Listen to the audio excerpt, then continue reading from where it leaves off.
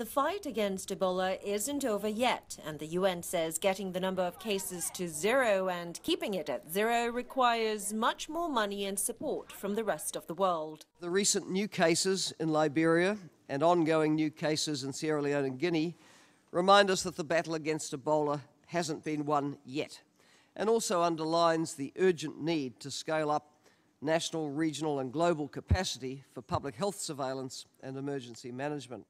On the first day of the two-day UN Ebola Recovery Conference, the focus was on what's needed for the three countries to rebuild and recover and how much it would cost.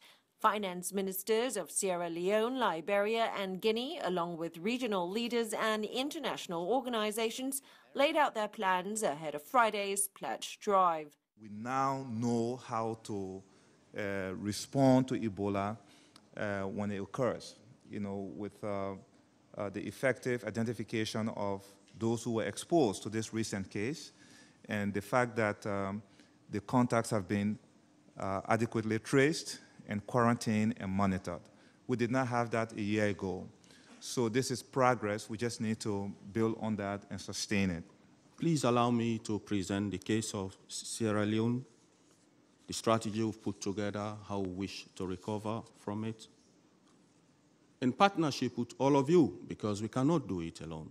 Much attention was on the need to rebuild healthcare and public services, but also on how to revitalize economies and on financial governance. These three countries, hardest hit by Ebola, were showing growth before Ebola struck and reversed economic gains. The UN effort comes on the heels of an independent report this week that slammed the World Health Organization for being too slow to respond to the crisis, allowing 5 months to go by before declaring a global public health emergency. At that point, 1,000 people had already died.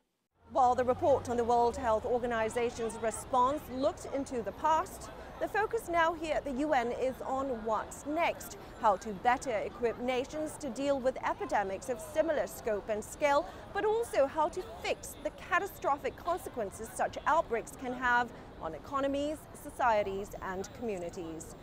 Liling, CCTV, New York.